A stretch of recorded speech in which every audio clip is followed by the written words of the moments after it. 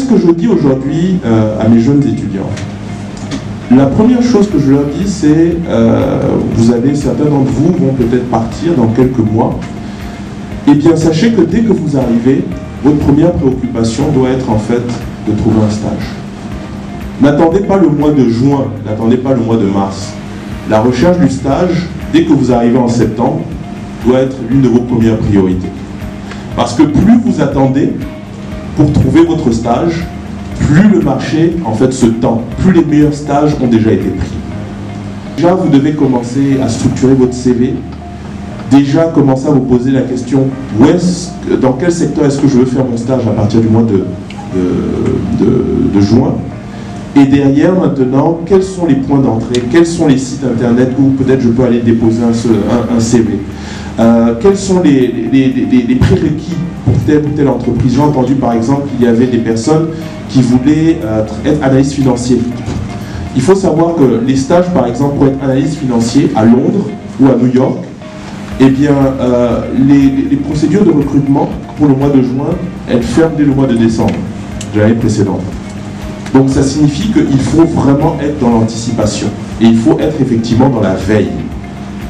Préparer effectivement cette entrée dans la vie professionnelle à travers le bon stage.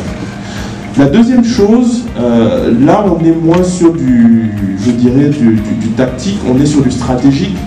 C'est grosso modo, dès que vous commencez vos études, ou mettons une phase de vos études, c'est vous poser la question dans quel type d'emploi est-ce que je veux arriver dans 2-3 ans. Et à partir de là, vous devez faire maintenant un rétro-planning. Lorsque vous arrivez en entreprise, dans les premières semaines, les premiers mois, il faut d'abord observer.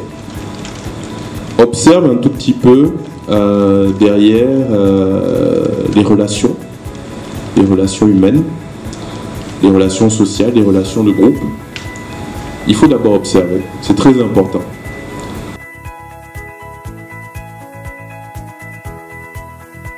Moi, je fréquentais au lycée technique de Bafan.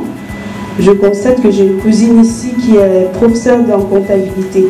Je décide, donc je demande à ma mère d'aller en vacances chez elle.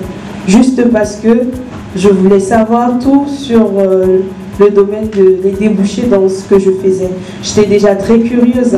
Je savais je cherchais à savoir ce que je voulais faire. Nous, on ne dormait pas. On dormait, on était dans une chambre comme ça, on passait la nuit avec les yeux ouverts, on réfléchissait comment on fait pour élever. Et nous tous, on allait à l'école, il y avait d'autres qui travaillaient. Une grosse réussite, pourquoi? Parce qu'à un moment, il a fallu que je sorte, je me différencie des autres, que je réfléchisse autrement pour pouvoir entrer dans le métier de l'audit.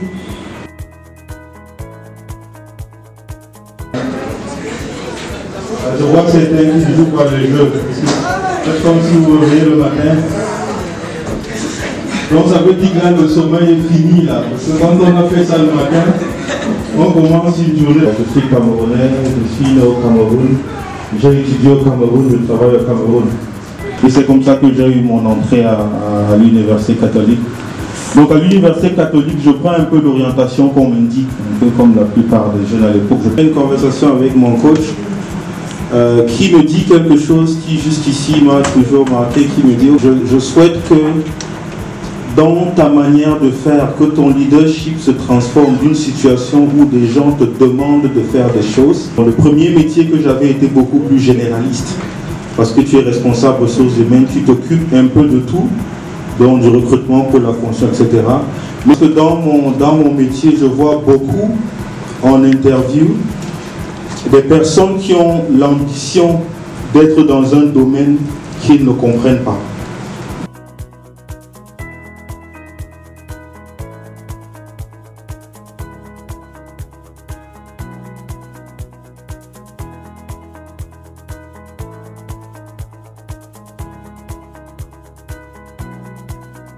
Mon père, chauffeur, ma mère, ménagère. J'ai aimé beaucoup ce qui m'a donné la niaque. C'est le statut que j'ai eu dans la société. Ça a développé en moi une autre chose, j'ai appris à prendre des notes. À l'époque, ce qui me donnait de l'ampleur, d'avoir donc des gars en moto qui étaient capables de faire la collecte. Ça aussi, comment j'ai fait? C'est Internet. Il m'a appris ça. J'avais jamais fait de marketing dans ma vie. Vous vous demanderez comment un technicien de génie civil devient subitement directeur commercial. Pour les jeunes qui sont intéressés par le métier de personnel navigant commercial, c'est-à-dire communément appelé steward et hôtesse de l'air, ayant un niveau bac, ayant pour les hommes une taille entre 1m70 et 1m80, et pour les filles 1m60 et 1m78, peuvent présenter le concours, mais ils doivent pouvoir nager sur une distance de 50 mètres en moins de 2 minutes et pouvoir repêcher un mannequin de 50 kg du fond de la piscine. Voilà un autre clivage. J'ai un bac, oui, j'ai la taille, mais je ne sais pas nager. J'ai pu faire les 50 mètres en aller et retour. Heureusement, ce jour, il n'y a pas eu de test de repêchage du mannequin au fond de l'eau. J'arrive le jour de l'entretien, je suis bien habillé. Et ça, c'est très important. L'aspect, le vêtement, le langage sont des signes distinctifs. Parce qu'on va postuler, comme le disait le RH tout à l'heure, il faut véritablement s'informer du domaine d'activité dans lequel on postule. Il faut connaître l'environnement, connaître les partenaires, pouvoir en parler des fois comme si on y a déjà été. Toujours oser, toujours demander, forcer les portes de manière polie. Alors pourquoi n'oserait pas le faire pour des choses de plus d'importance, ce qu'on appelle l'emploi? Ça existe dehors, cherchez-le. Merci.